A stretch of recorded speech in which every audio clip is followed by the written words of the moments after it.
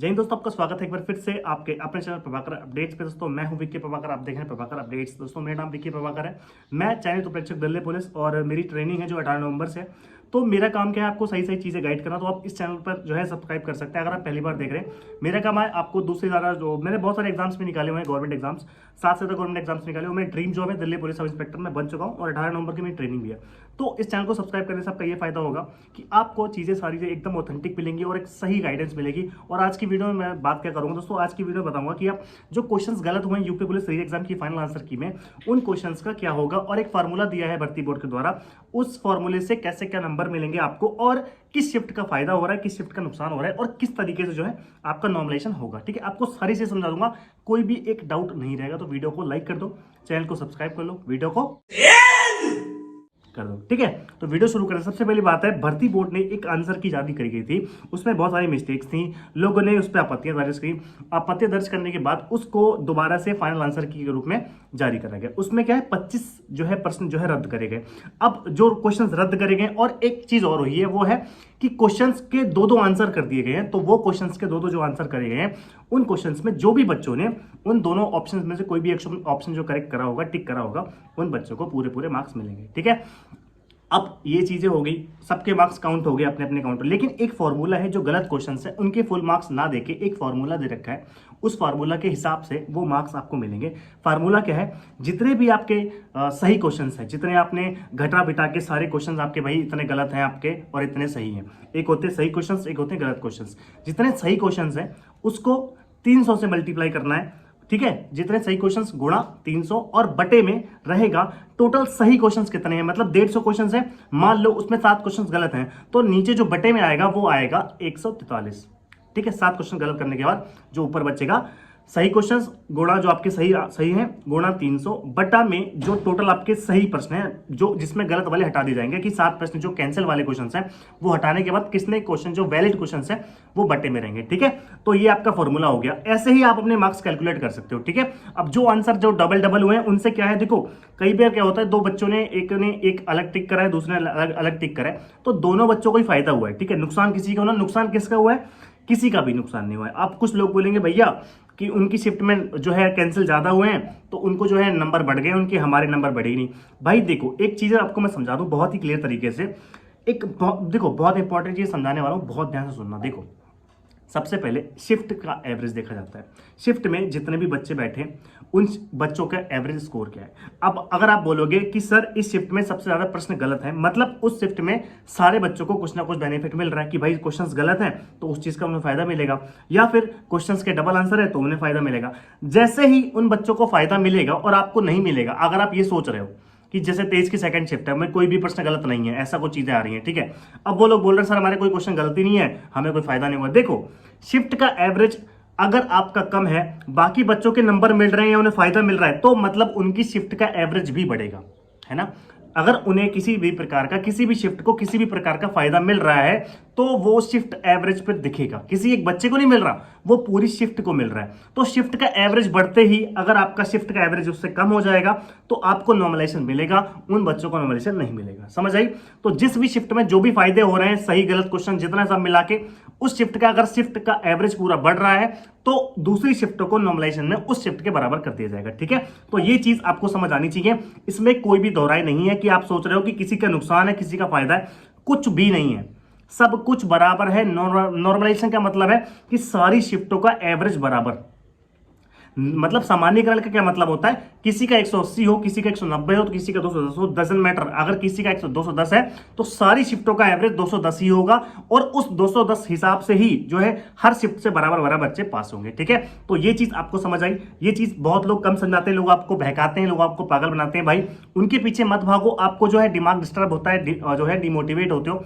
आपको मैंने समझा दिया, आपका क्या काम है, आपको अच्छे से फिजिकल करना है और दिन में पढ़ाई करनी है दूसरे एग्जाम्स की। ठीक है, दूसरे एग्जाम्स की तैयारी करनी, मेरी तरह सब इंस्पेक्टर बनना है दिल्ली पुलिस में या किसी भी और एग्जाम की, गवर्नमेंट एग्जाम की तैयारी कर रहे हो तो आप टेक्स्ट बुक पे प्रैक्टिस कर सकते हो। दोस्तों मैंने खुद टेक्स्ट बुक जो है ऐप इस्तेमाल करा था अपनी प्रिपरेशन के टाइम पे। ठीक है, और मैंने 7 में से 5 एग्जाम्स केवल टेक्स्ट बुक के दम पे निकाले। इनका एक पास प्रो होता है जिसमें ना बहुत सारे एग्जाम्स एक ही पास प्रो से होते हैं, उसमें previous year paper, chapter test, sectional test, हर चीज आपको एक ही पास से 1 साल के लिए मिलती है। वो आप अनलिमिटेड वो है, उसमें मॉक टेस्ट लगाओ, बहुत सारे मॉक टेस्ट होते हैं हर एग्जाम का। तो अभी जाओ डाउनलोड करो, PU10 का इस्तेमाल कर लेना, डिस्काउंट कोड मेरा PU10 है, उस पर जाओगे आपको डिस्काउंट भी मिलेगा, या फिर आगे कोई सेल आएगी तो उसमें डाउनलोड कर लेना। फिलहाल अभी आप टेक्स्ट बुक पास प्रो ले सकते हो, कोई दिक्कत नहीं है। 200 400 500 में किताब आती है, लेकिन इसमें प्रीवियस ईयर पेपर सारी चीजें आपको ऑनलाइन जितने भी एग्जाम है, ऑफलाइन जितने भी एग्जाम है, सारे एग्जाम्स इसमें कवर करेंगे, ठीक है। तो जाओ डाउनलोड करो और PU10 का इस्तेमाल करना, ठीक है। आगे बढ़ते हैं। अब क्या है, लोग फिजिकल को लेकर परेशान है कि फिजिकल में बहुत दिक्कतें हो रही हैं कि क्या होगा, फिजिकल कैसे होगा, कितना टाइम मिलेगा।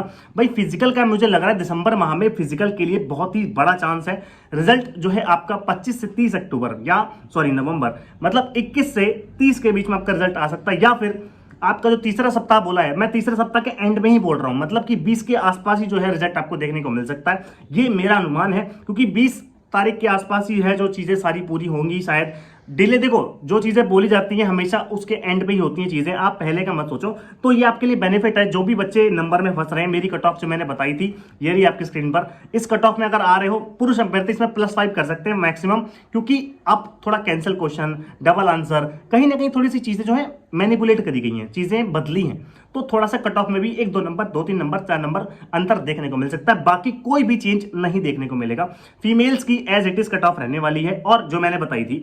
बाकी फीमेल्स में सेकंड मेरिट आना तय लग रही है मुझे, क्योंकि जब 49,568 में 8 महीने में सेकंड मेरिट आ सकती है, तो 3-4 महीने में सेकंड मेरिट क्यों नहीं आ सकती।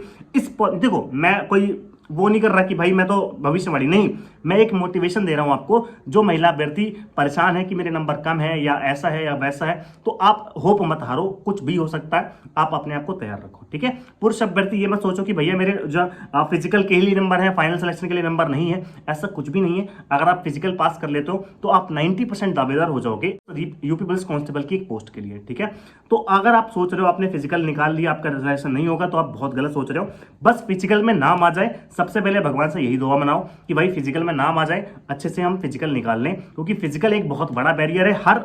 हर एग्जाम में जहां भी फिजिकल है, वहां एक बहुत बड़ा जो है बैरियर, वो फिजिकल निकल के आता है। और खासकर उन बच्चों के लिए जिन बच्चों के मार्क्स अच्छे होते हैं, ठीक है, जिन बच्चों के मार्क्स अच्छे होते हैं उन बच्चों का फिजिकल भी जो है थोड़ा कमजोर होता है। तो ये चीज का फायदा कौन उठाता है? एवरेज मार्क्स वाले, जिनके मार्क्स एकदम औसत होते हैं। जैसे मान लो कि यूआर कैटेगरी का बच्चा है, उसके 200 मार्क्स है, लेकिन एक यूआर कैटेगरी का बच्चा है जिसके 240 मार्क्स है, 250 मार्क्स है, उस बच्चे की हालत खराब है रनिंग में। लेकिन जो बच्चा 200 से 200 के 10 बीच में यूआर कैटेगरी का है, वो एकदम चैंपियन है, चंदू चैंपियन, बहुत ही खतरनाक भागता है। तो ये फर्क हर जगह होता है, हर पेपर में होता है। जहां जहां फिजिकल होता है, हाई मार्क्स में बढ़ते चले जाओगे, वहां पे उन बच्चों का फिजिकल कमजोर होता है, और जो कम मार्क्स के होते हैं उनका फिजिकल अच्छा होता है। ये एक है मेंटालिटी है, फैक्ट है, जो भी कह लो भाई, ये चीज होती है, ठीक है। तो इस चीज का फायदा आप उठाओगे, डेफिनेटली उठाओगे, क्योंकि जो फिजिकल में फेल होते हैं वो हाई मार्क्स वाले बच्चे ही होते हैं ज्यादातर। तो वो बच्चे बाहर होंगे तो कट ऑफ बढ़ने का सवाल उतना बढ़ेगा नहीं, क्योंकि कट ऑफ बढ़ेगी कहां से, जब हाई बच्चे वाले ऑलरेडी बाहर हो चुके हैं। मेरे ख्याल से मेरिट का टेंशन मत लो आप, बस फिजिकल निकालने के पे ध्यान दो, क्योंकि फिजिकल निकल गया तो आप सिलेक्शन की 90% दावेदार हो जाओगे, और फिजिकल निकालते ही महिला 100% दावेदार हो जाएंगी एक नौकरी के, एक सिलेक्शन की, ठीक है, और पुरुष 90%। तो इतना ही था मेरा कहना कि भाई फॉर्मूला होता है, उसमें सही क्वेश्चन गुणा 300 बटा टोटल जो वैलिड क्वेश्चन है, मान्य क्वेश्चन है, वो उससे आपके मार्क्स निकल जाएंगे। ये आपके मार्क्स हैं। और उसके अलावा आप कुछ भी मत सोचो कि भाई ये कुछ नया हो जाएगा, वो हो जाएगा, कोई ये बोल रहा है अरे ये हो जाएगा, भैया कुछ मत सुनो। आपको केवल पढ़ाई करनी है, दिन में प्रैक्टिस चाहो तो प्रैक्टिस कर सकते हो टेक्स्ट बुक पे, कोई और एग्जाम की तैयारी करना चाहो तो वो करो, और दिन में सुबह से शाम रनिंग करो। सुबह जाओ रनिंग, शाम को जाओ जॉगिंग, और प्लस एक्सरसाइज या स्प्रिंट वगैरह मार सकते हो। बस इतना रखो जीवन का रूटीन। इसके अलावा बस 1 महीने की बात है, उसके अलावा आपको कुछ नहीं करना पड़ेगा जिंदगी में, बस नौकरी करना 40 साल, समझ आई? तो बस 1 महीने की बात है, जी जान लगा दो अपनी, और जो भी आप कर सकते हो कर लो, क्योंकि ये भविष्य का सवाल है, माता पिता के सपनों का सवाल है, इसमें कॉम्प्रोमाइज नहीं कर सकते, ठीक है दोस्तों। इतना ही था इस वीडियो में।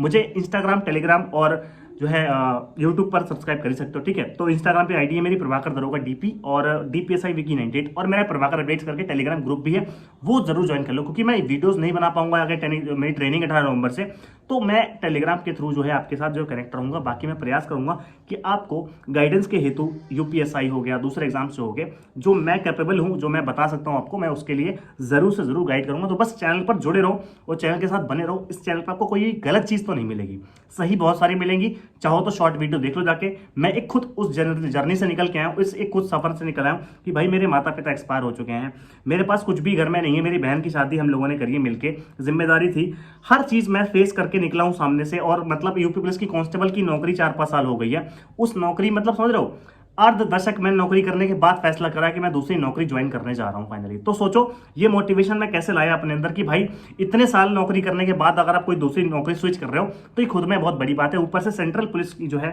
वो है सेंट्रल गवर्नमेंट की नौकरी है, प्लस इतना कंपटीशन। सोचो मैंने मोटिवेशन कहां से लाया होगा और कैसे तैयारी क्या रणनीति रही होगी, वो सारी चीजें मैं आपके साथ शेयर करना चाहता हूं इसी चैनल के माध्यम से। तो बस चैनल पर बने रहो और ताकि आपको कोई भी दिक्कत ना हो भविष्य में। ठीक है दोस्तों, इतना ही था इस वीडियो में। जय हिंद दोस्तों, जय हिंद, जय भारत।